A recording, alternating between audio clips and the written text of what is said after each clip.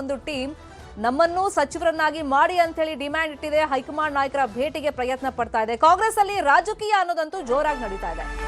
ಒಂದ್ ಕಡೆ ಸಂಪುಟ ಪುನಾರಚನೆ ಕೂಗು ಕೇಳಿ ಬಂದ್ರೆ, ಇನ್ನೊಂದು ಕಡೆ ಹಲವಾರು ತಿಂಗಳಿಂದ ನಡೀತಾ ಇತ್ತಲ್ಲ ನಾಯಕತ್ವ ಬಿಕ್ಕಟ್ಟು, ಅದಕ್ಕೆ ತೆರೆ ಎಳೆಯುವಂತ ತಂತ್ರವನ್ನ ರೂಪಿಸಲಾಗ್ತಾ ಇದೆಯಾ? ವರಿಷ್ಠರ ನಿರ್ಧಾರ ತಿಳಿಯೋ ಪ್ರಯತ್ನ ಈ ರೀತಿಯಾಗಿ ನಡೀತಾ ಇದೆಯಾ? ಅಂದ್ರೆ ಸಂಪುಟ ಪುನರಚನೆ ದಾಳವನ್ನ ಹಿರಿಯ ಶಾಸಕರು ಉರುಳಿಸ್ತಾ ಇದ್ದಾರಾ? ಸಿಎಂಗೆ ವರಿಷ್ಠರ ಸ್ಪಷ್ಟ ಸಂದೇಶ ತಿಳಿಯುವಂತ ತವಕ ಇದೆ. ಡಿಕೆಶಿಗೆ ನಾಯಕತ್ವ ಪ್ರಶ್ನೆಗೆ ಉತ್ತರ ಸಿಗಬೇಕಾಗಿದೆ. ನಾಯಕತ್ವ ಕಣ್ಣಾ ಮುಚ್ಚಾಲೆಗೆ ಈ ಬೆಳವಣಿಗೆ ಮುಖಾಂತರ ತೆರೆ ಬೀಳುತ್ತಾ?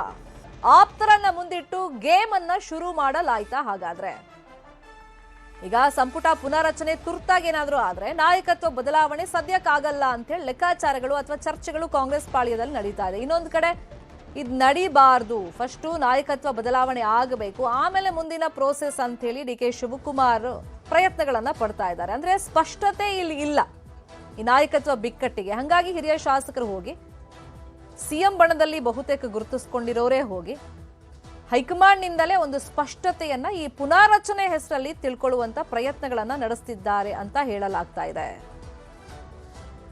ಶಾಸಕರ ದೆಹಲಿ ಭೇಟಿ ತಪ್ಪಿಲ್ಲ ಅಂತ ಸಿಎಂ ಹೇಳಿದ್ದಾರೆ. ಶಾಸಕರು ಅನಗತ್ಯ ಹೇಳಿಕೆ ಕೊಟ್ರೆ ಕ್ರಮ ಅಂತ ಕೆಪಿಸಿಸಿ ಅಧ್ಯಕ್ಷರು ಹಾಗೆಯೇ ಡಿಸಿಎಂ ಡಿಕೆ ಶಿವಕುಮಾರ್ ಹೇಳ್ತಾ ಇದ್ದಾರೆ. ಇನ್ನು ನಾವು ಮಿತಿಯಲ್ಲೇ ಮಾತಾಡ್ತಾ ಇದ್ದೀವಿ ಅಂತ ಸಚಿವ ಸ್ಥಾನದ ಆಕಾಂಕ್ಷಿಗಳು ಹೇಳ್ತಾ ಇದ್ದಾರೆ. ಯಾರ್ಯಾರು ಏನೇನು ಸ್ಟೇಟ್ಮೆಂಟ್ ಕೊಟ್ಟಿದ್ದಾರೆ ನೋಡೋಣ. ಹೋಗ್ಲಿ ಪಾಪ, ಬೇಡ ಅಂತಂದವ್ರು ಯಾರು ಹೋಗ್ಲಿ, ನಮ್ಮದೇ ತಕರಾರು ಇಲ್ಲ ಅದಕ್ಕೆ. ಈಗ ರೀಸಪಲ್ ಮಾಡಬೇಕು ಅಂತಕ್ಕಂಥದ್ದು 2.5 ವರ್ಷ ಆದಮೇಲೆ ಪೆಂಡಿಂಗ್ ಇದೆ. ಮಾಡಿ ಅವ್ರು ಒತ್ತಾಯ ಮಾಡಿದ್ರೆ ಮಾಡಲಿ. ಈಗ 5 ರಾಜ್ಯಗಳ ಚುನಾವಣೆ ಬಂತು, ಬಜೆಟ್ ಇತ್ತು, ಹಾಗಾಗಿ ವಿಳಂಬ ಆಯಿತು. ಹೈಕಮಾಂಡ್ ಏನು ಮಾಡ್ತದೆ ಅಂತ ಗೊತ್ತಿಲ್ಲ. ಪಾರ್ಟಿಗೆ ಗೌರವ ಕೊಡಬೇಕು. ಬರೀ ಮೀಡಿಯಾ ಮುಂದೆ ಕೂತ್ಕೊಂಡು ಪಾರ್ಟಿ ಹೆಸರನ್ನ ಹಾಳು ಮಾಡಬಾರ್ದು. ಮುಂದಕ್ಕೆ ಎಲ್ಲರ ಭವಿಷ್ಯನೂ ಕೂಡ ಪಕ್ಷದಲ್ಲಿದೆ. ಸೊ ನಾನು ಎಲ್ಲರಿಗೂ ಅಪೀಲ್ ಮಾಡ್ತೀನಿ, ಆಲ್ ಮೈ MLAs, ಆಯಿತು ಪಕ್ಷದ ವರಿಷ್ಠರು ಭೇಟಿ ಮಾಡೋದು ತಪ್ಪೇನಿಲ್ಲ, ಬಟ್ ಅನ್ನೆಸೆಸರಿ ಏನೇನೋ ಸ್ಟೇಟ್ಮೆಂಟ್ ಮಾಡೋದಾದ್ರೆ ವಿಲ್ ಹ್ಯಾವ್ ಟು ಆಕ್ಟ್. ನಾವು ಪಕ್ಷದ ಇತಿಮಿತಿನಲ್ಲಿ ನಾವು ಬಂದಿರೋದು ಯಾರ ಹತ್ರ? ACC ಅಧ್ಯಕ್ಷರ ಹತ್ರ, ಕರ್ನಾಟಕದವರು. ಅವ್ರ ಹತ್ರ ನಮ್ಮ ಮನವಿನ ಹೇಳ್ಕೊಳ್ಳೋದ್ರಲ್ಲಿ ತಪ್ಪೇನಿದೆ? ಅದನ್ನ ಅವರು ಒಪ್ತಾರೆ. ಸೊ ಮನವಿಯನ್ನ ಮಾಡಿದ್ದೇವೆ, ನಮ್ಮ ಮನವಿಗೆ ಸ್ಪಂದಿಸಿದ್ದಾರೆ ಅಂತಕ್ಕಂಥ ವಿಶ್ವಾಸ. ನಾವು ಹೀಗೆ ಮಾಡ್ಬೇಕು ಹಾಗೆ ಮಾಡ್ಬೇಕು ಅಂತಕ್ಕಂಥ ಪ್ರಶ್ನೆ ಎತ್ತಿಲ್ಲ. ನಾವು ಈ ಟರ್ಮ್ ಆಗಿರ್ತಕ್ಕಂಥವ್ರು ಕೂಡ ಬಹಳಷ್ಟು ಜನಕ್ಕೆ ಅವಕಾಶಗಳು ಸಿಕ್ಕಿಲ್ಲ. ಅದು 2 ವರ್ಷದಲ್ಲಿ ಮಾಡ್ಕೊಡಿ ಅಂತಕ್ಕಂಥ ಮನವಿಯನ್ನು ಮಾಡಿದ್ವಿ. ಎಲ್ಲರೂ ಗಮನಕ್ಕೆ, ಜನತೆಗೆಲ್ಲ ಗಮನಕ್ಕೆ ತಂದು ನಿಮಗೆ ಸೂಕ್ತವಾಗಿ ಸಹಾಯ ಮಾಡಕ್ಕೆ ನಾನು ಪ್ರಯತ್ನ ಪಡ್ತೀನಿ ಅಂತ ಹೇಳಿದ್ದಾರೆ. ಮೋಸ್ಟ್ಲಿ ಮುಂದಿನ ತಿಂಗಳು 15ನೇ ತಾರೀಕು ರೀಚೇಬಲ್ ಆಗ್ಬೋದು ಅಂತ ನಮ್ಮ ವೈಯಕ್ತಿಕ ಅಭಿಪ್ರಾಯ. ನೀವೇನೋ ಬಹಳ ಸೀನಿಯರ್ ಇದ್ದೀರಿ, ಆಯ್ತು ನಾವು ಮಾತಾಡ್ತೀನಿ, ನೀವು ಸಹಾಯ ಮಾಡಕ್ಕೆ ಪ್ರಯತ್ನ ಪಡ್ತೀನಿ ಅಂತ ಹೇಳಿದ್ದಾರೆ. ಶಾಸಕರ ದೆಹಲಿ ಪ್ರವಾಸದ ಬಗ್ಗೆ ಸಚಿವರು ಏನ್ ಹೇಳಿದ್ದಾರೆ ನೋಡೋಣ. Body is having capability. ಹೊಸೊಬ್ಬರಾಗಿರಲಿ, ಸೆಕೆಂಡ್ ಟೈಮು ಥರ್ಡ್ ಟೈಮು, ಎಲ್ಲರಿಗೂ ಅವ್ರಿಗೆ ಆಗ್ಬೇಕಂತಕ್ಕಂಥದ್ದು ಆಸೆ ಇದೆ.